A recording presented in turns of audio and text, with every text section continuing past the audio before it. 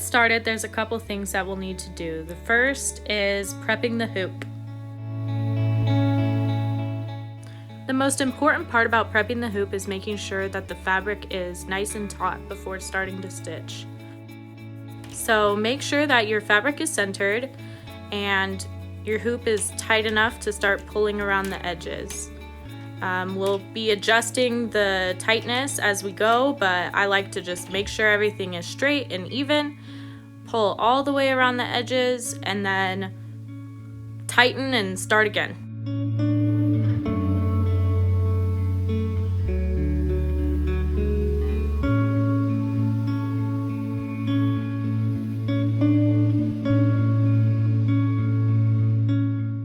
And I just continue tightening and stretching the fabric until I feel like it's tight enough. And then just to make sure, at the end, I'll tap the fabric to make sure it makes a drum-like sound.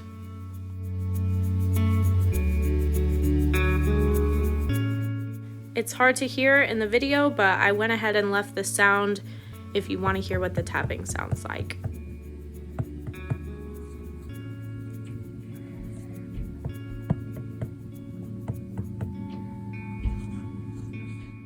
Next, I wanted to show you guys what I do with the thread.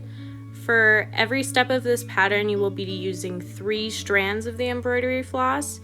And just to show you real quick, there's 6 strands in embroidery floss. So that means every string will have to be split in half.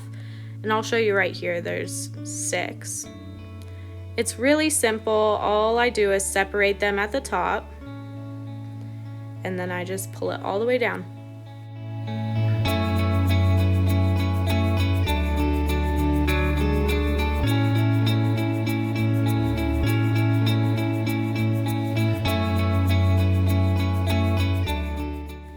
There you go.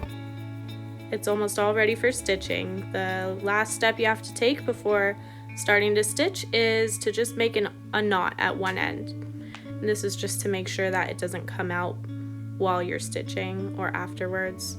And I just did a simple knot. There's lots of ways to do this, but this is what I do.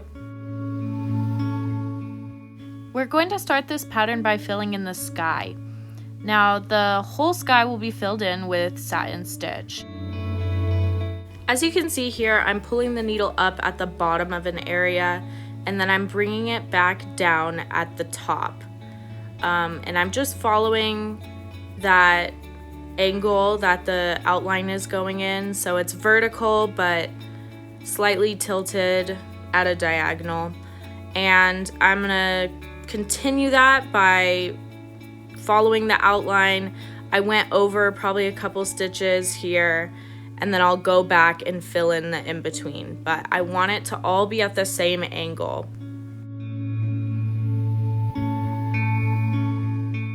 So you'll see I just continue doing the same thing, filling in the in-between, but going at the same angle, filling in that entire space.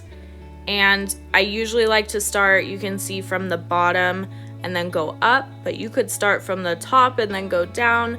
I just like to generally keep it consistent. You won't have any mistakes if you accidentally go up at the top or vice versa. Basically, you just continue this for the rest of the sky, and there's not going to be any changes. I will, however, give a couple tips when it comes to the next color if you want to fast forward. Just on what to do when you're changing colors.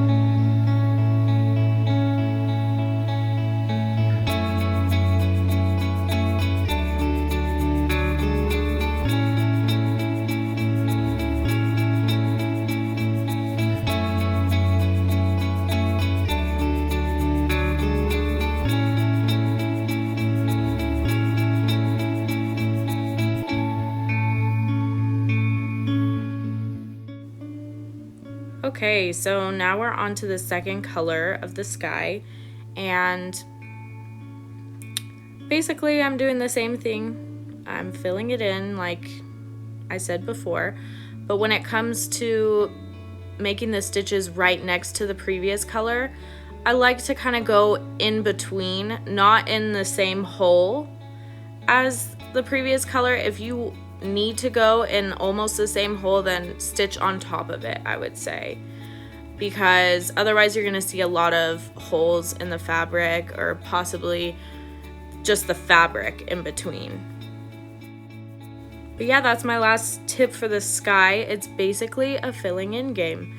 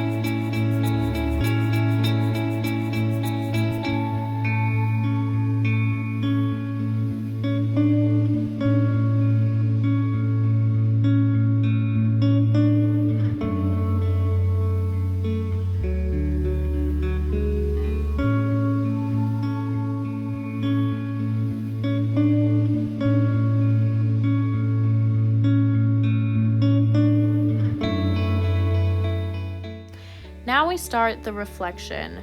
The whole reflection will be stitched with horizontal straight stitches. I like to stagger the stitches to make it look more organic and to keep the fabric from puckering. And then I go back in and fill the whole area, which you will see as I keep stitching. Another important note is that I do stitch outside of the lines a little bit into the other reflection colors to give a sort of blended effect, so you don't have to keep it so strictly inside of the lines.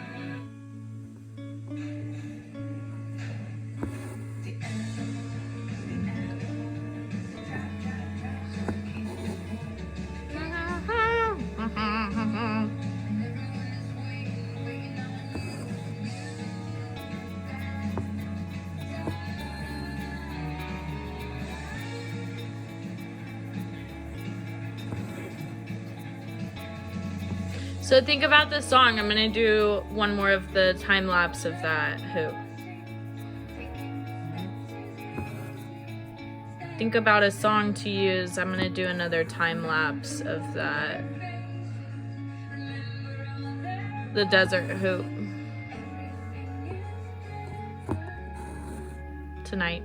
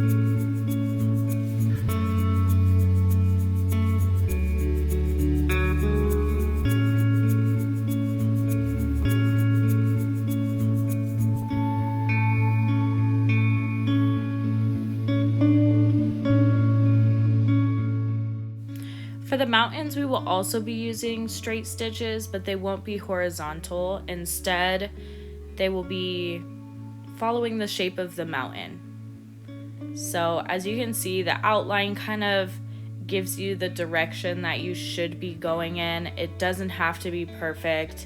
You know, mountains are moving in every direction, the shape of the rocks and everything. So all you need to do is fill in the area.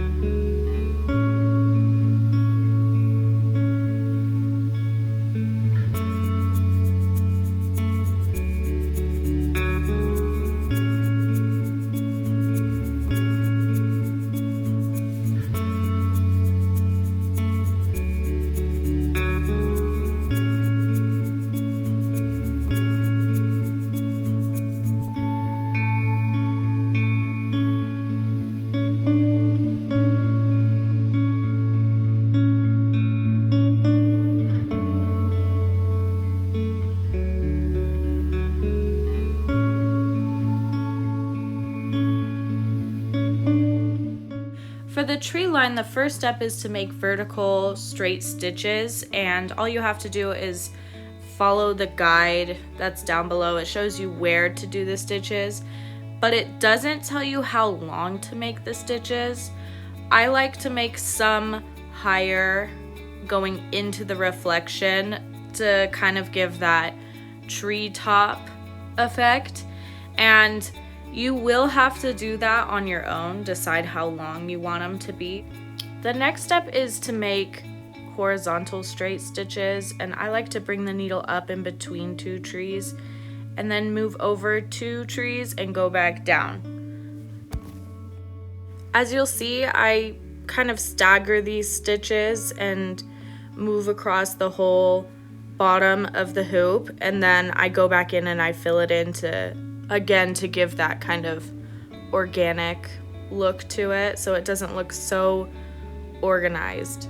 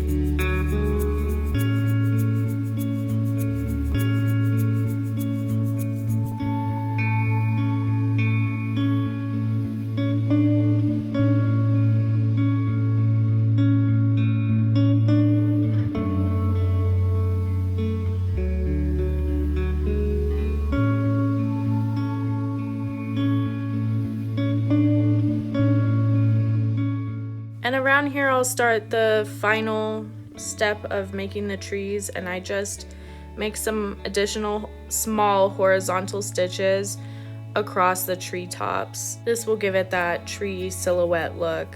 And again, this does have to be done on your own. There's no outlines to show you where to do it, but you can refer to what I've done.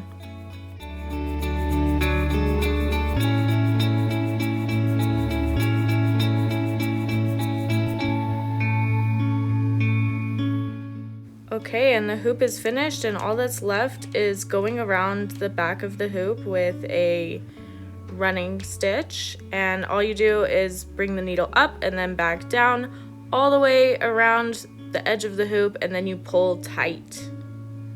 I'm sorry I forgot to film this in real time, but at the end all you do is make a knot after you pull tight.